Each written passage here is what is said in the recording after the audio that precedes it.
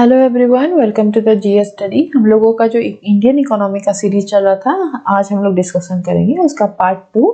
इसका ऑलरेडी एक तो पार्ट कंप्लीट हो चुका है। आप लोग अगर नहीं देखे हैं तो चैनल का जो इकोनॉमिक एमसीक्यू वाला प्लेलिस्ट है वहाँ पे जाके आप लोग देख सकते हैं। आप लोग चैनल में नए हैं तो सब्सक्राइब जरूर कीजिएगा चैनल को, और वीडियो अच्छा लगे तो लाइक जरूर कीजिएगा। देरी ना करते हुए देखते हैं आज का first question. Question number 1, which of the following is a macro economic problem. Macro economic problem इनमें से कौन सा है, क्वेश्चन ये पूछा है। तो देखते हैं ऑप्शन में क्या क्या दिया है। ऑप्शन ए में दिया है what do plumber earn more than janitor. B में दिया है the reason for the increasing in average price, और सी में दिया है whether the army should buy more tanks or more missiles, और डी दिया है the reason for the increasing in the price of orange juice। इसका सही answer हो जाएगा ऑप्शन बी। ऑप्शन बी याद रखिएगा, इंक्रीज इन एवरेज प्राइस मतलब पूरा एक कंट्री का कोई एक चीज का प्राइस बढ़ जा रहा है, तो ये हो जाएगा मैक्रो इकोनॉमिक प्रॉब्लम। हम लोग मैक्रो इकोनॉमिक प्रॉब्लम किसको बोलते हैं, अगर इकोनॉमिक एज ए होल लिया जाए, और इंडिविजुअल लेवल पे जो होता है, जैसे कि यहाँ पे दिया है ऑप्शन ए में कोई जैनिटर या फिर कोई प्लम्बर के बारे में, या फिर आर्मी कुछ टैंक्स खरीदता है, या फिर एक पर्टिकुलर फ्रूट्स का दाम बढ़ जाता है, तो ये सब क्या प्रॉब्लम है, ये माइक्रो इकोनॉमिक है, ना कि मैक्रो। मैक्रो होता है जो बड़े लेवल पे होता है, जैसे कंट्री लेवल पे हो गया हमारा टोटल, जैसे कि हो गया हम लोग का जीडीपी या फिर इन्फ्लेशन बढ़ जाता है, ये सब मैक्रो इकोनॉमिक का पार्ट है, ना कि। और ये याद रखिएगा, ये बाकी जो तीन ऑप्शन में से था वो माइक्रो इकोनॉमिक वाला था। देखते हैं next question, question number 2। Economics is the study of. Economics किस चीज का स्टडी है। ऑप्शन देख लेते हैं। ऑप्शन ए में दिया है the distribution of surplus good to those who need, मतलब हम लोगों का कोई जो सरप्लस गुड बच जा रहा है उसका डिस्ट्रीब्यूशन कैसा है, जिसको डिस्ट्रीब्यूशन कैसे किया जाना है, इसको बोला जाता है। या बी में दिया है affluence in a morally bankrupt world. C में दिया है ways to reduce want to eliminate the problem of scarcity, मतलब स्कैरसिटी जो हो रहा है, मतलब कमी हो रहा है, उसको रिड्यूस करने का। या फिर डी में दिया है the choice we make because of scarcity. Option D होगा इसका बिल्कुल सही answer. The choice we make because of scarcity is known as the economy, मतलब इकोनॉमिक्स किसको बोला जाता है। जैसे कि आप लोग देखे होंगे कि एग्जाम्पल ले रहे हैं हम लोग अपना कंट्री का लेते हैं, यहाँ पे रिसोर्सेज जो है काफी लिमिटेड होता है, तो उस समय क्या होता है, चॉइस हम लोगों का मतलब चॉइस ऐसा मतलब रेशनल होना चाहिए, या फिर को बहुत कम रिसोर्स, लिमिटेड रिसोर्स हमेशा रहता है, डिमांड बहुत ज़्यादा रहता है, पॉपुलेशन इतना ज़्यादा है हमारे कंट्री में, तो ऑलवेज डिमांड बहुत रहता है। लेकिन हम लोगों का जो चॉइस डिपेंड करता है कि हम लोग कौन सा चूज कर रहे हैं, इकोनॉमिकली कौन सा हम लोग चूज करते हैं स्कैरसिटी में, मतलब उसको ही बोला जाता है इकोनॉमिक्स, उसका स्टडी। नेक्स्ट हम लोग देखेंगे, ये बात आई होप आप लोगों को समझ में आ गया होगा। अगर नहीं आया हम लोग कमेंट बॉक्स में लिख सकते हैं, ताकि उसको डिटेल में हम लोग और एक लाएंगे। ये जो स्कैरसिटी वाला कॉन्सेप्ट है ये काफ़ी मतलब इसको अगर डिटेल में डिस्कशन किया जाए ये एक वीडियो भी ले सकता है, तो आप लोगों को चाहिए आप लोग कमेंट बॉक्स में लिख सकते हैं। नेक्स्ट हम लोग क्वेश्चन नंबर 3 देखते हैं। Micro economics include all the following except. Micro economic मतलब क्या इंक्लूड होता है उसमें, एक्सेप्ट मतलब एक इसमें से ऑप्शन में से है जो कि माइक्रो इकोनॉमिक्स का पार्ट नहीं है। देखते हैं कौन सा नहीं है। ऑप्शन ए में दिया है the effect of increasing the money supply on inflation. B में दिया है the purchasing decision of an individual consumer. C में दिया है the effect of an increase in cigarette rate on cigarette sales, और डी में दिया है the hiring decision of a firm mix. इसका सही आंसर होगा ऑप्शन ए, जो कि है the effect of increasing the money supply on the inflation.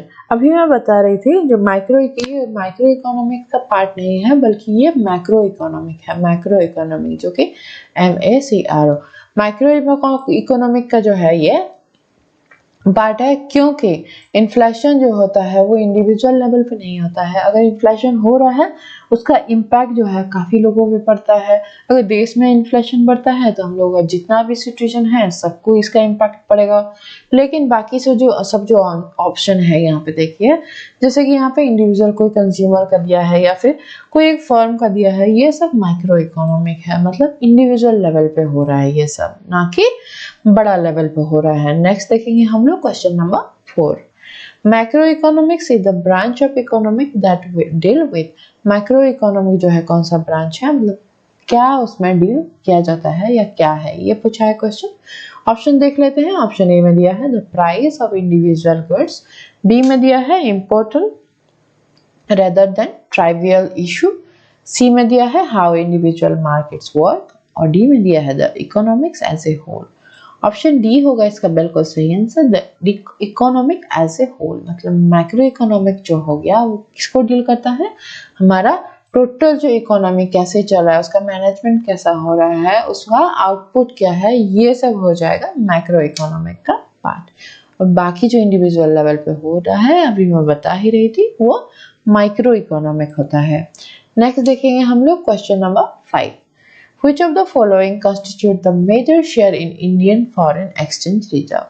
हम लोग का इंडिया का जो फॉरेन एक्सचेंज रिजर्व है इसको कौन मेंटेन करता है, इसको आरबीआई करता है, जो कि हमारा सेंट्रल बैंक भी है। आप लोग का नहीं देखे हैं अगर आरबीआई का भी एक वीडियो पूरा है, उसमें उसका कंपोजिशन क्या है, पावर क्या है और पूरा डिटेल आरबीआई का उसमें दिया गया है। आप लोग प्लेलिस्ट में जाके उसको देख सकते हैं या नीचे डिस्क्रिप्शन में उसका लिंक भी है, वहां से भी देख सकते हैं कि रिजर्व बैंक ऑफ इंडिया कब बना था, उसका कंपोजिशन, पावर, फंक्शन सब उसमें मेंशन है। तो यहाँ पे क्वेश्चन पूछा है कि मेजर शेयर जो है कौन सा है इंडियन फॉरेन एक्सचेंज रिजर्व जो हम लोगों का है।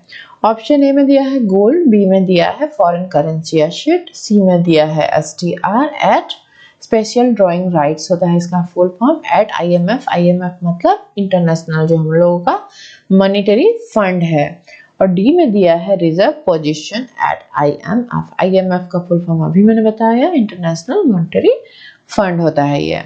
उस 5 का आंसर हो जाएगा ऑप्शन बी, जो कि फॉरेन करेंसी एसेट जो है ये सबसे ज्यादा शेयर है इस कहाँ पे, इंडियन फॉरेन एक्सचेंज का सबसे ज्यादा जो है रहता है हम लोगों का फॉरेन करेंसी एसेट। उसके बाद देखेंगे हम लोग question 6। What does RBC stand for, RBC का फुल फॉर्म पूछा है यहाँ पे। ऑप्शन देख लेते हैं। ऑप्शन ए में दिया है रैंडम बिजनेस साइकिल, बी में दिया है रैशनल बिजनेस साइकिल, और सी में दिया है रिवोल्यूशनरी बिजनेस साइकिल, और डी में दिया है रियल बिजनेस साइकिल। इसका सही आंसर हो जाएगा option D, real business cycle, ये है इसका सही आंसर। आरबीसी का full form real business cycle है। देखते हैं नेक्स्ट उसके बाद क्वेश्चन नंबर 7। क्वेश्चन 7 दिया है कि Keynesian economic is primarily focused on, तो ये जो इकोनॉमिक थ्योरी है केनेशियंस का वो किस पे फोकस करता है। ऑप्शन ए में दिया है नेशनल इनकम, बी में दिया है कंपनी बैलेंस, सी दिया है रिसोर्स एलोकेशन, और डी दिया है ऑल ऑफ द अबव। इसका सही आंसर होगा ऑप्शन ए, जो कि है नेशनल इनकम। जो केनेशियन इकोनॉमिक का थ्योरी है वो नेशनल इनकम जो है उस पे फोकस करता है। नेक्स्ट हम लोग देखेंगे question 8। The study of determining the price in individual market is called, उसको क्या बोला जाता है, मतलब स्टडी जो डिटर्मिनेशन होता है प्राइस इंडिविजुअल मार्केट में उसको क्या बोला जाता है। ऑप्शन ए में दिया है नेगेटिव इकोनॉमिक्स, बी में दिया है माइक्रो इकोनॉमिक्स, सी में दिया है पॉजिटिव इकोनॉमिक्स, और डी में दिया है मैक्रो इकोनॉमिक।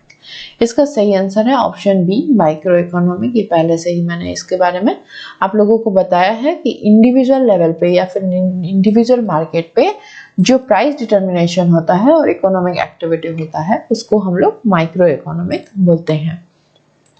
उसके बाद देखेंगे हम लोग question 9। Favourable trade balance in a country means that, favourable trade balance का मतलब कई भी कंट्री में अगर है फेवरेबल ट्रेड बैलेंस, उसका फेवरेबल ट्रेड बैलेंस जो है उसको मतलब क्या, उसका मतलब क्या मतलब है, मीन्स क्या है। देख लेते हैं ऑप्शन। ऑप्शन ए में दिया है import are greater than export, B में दिया है export are greater than import, और सी में दिया है both import and export are equal, और डी में दिया है rising import and falling export. इसका सही आंसर हो जाएगा ऑप्शन बी, जो कि है export are greater than import. Export मतलब क्या हुआ, हम लोग अपना कंट्री से अगर दूसरा कोई कंट्री को हमारा गुड्स और सर्विस एक्सपोर्ट कर रहे हैं मतलब भेज रहे हैं। इंपोर्ट मतलब क्या होता है, हम लोग कुछ अगर ला रहे हैं तो अगर हम लोगों का एक्सपोर्ट ज़्यादा होगा तो हम लोगों को क्या होगा, फॉरेन करेंसी ज़्यादा मिलेगा। तो फेवरेबल ट्रेड बैलेंस इसी को बोला जाता है अगर हम लोगों का एक्सपोर्ट ज़्यादा है हम लोगों का इंपोर्ट से। तो याद रखिएगा भैया, काफ़ी इंपॉर्टेंट क्वेश्चन था ये। देखते हैं question 10। Capitalist economic system is the feature of which of this country. Capitalist economic जो सिस्टम है हम लोगों का, वो इनमें से ऑप्शन जो दिया गया है इसमें कौन सा देश में वो ज़्यादातर जो है यही पॉलिसी चलता है या ये इकोनॉमिक सिस्टम चलता है कैपिटलिस्ट वाला। ऑप्शन देख लेते हैं। ऑप्शन ए में दिया है यूएसए, बी दिया है चाइना, यूएसए मतलब United State of America, B दिया है चाइना, सी दिया है रशिया और डी दिया है इंडिया। इसका सही आंसर है ऑप्शन ए जो कि है यूएसए। अमेरिका में ही capitalist economic system. Capitalist economic system में क्या होता है कि फ्री मार्केट पॉलिसी होता है, मतलब मार्केट ही उसका प्राइस और इकोनॉमिक एक्टिविटी बहुत को डिसीजन लेता है या फिर प्राइस डिसाइड करता है। लेकिन चाइना में आप लोग पता होगा यहाँ पे कम्युनिस्ट सिस्टम है और रसिया जो है वो एक सोशलिस्ट कंट्री है और इंडिया भी जो है एक मिक्स्ड इकोनॉमी है यहाँ पे, मतलब कैपिटलिस्ट और सोशलिस्ट दोनों का जो है एक मिक्स वर्जन है इंडिया में। तो इसका सही आंसर हो जाएगा ऑप्शन ए। ये आज पार्ट 2 हम लोगों ने कंप्लीट किया इकोनॉमिक का, जो इंडियन इकोनॉमी था। उसके बाद हम लोग नेक्स्ट पार्ट 3 करेंगे जिसमें कि और कुछ इंपॉर्टेंट उसमें क्वेश्चन डिस्कशन करेंगे। आप लोगों को अगर कोई और टॉपिक पे वीडियो चाहिए तो आप लोग कमेंट बॉक्स में लिख सकते हैं। Thank you for watching.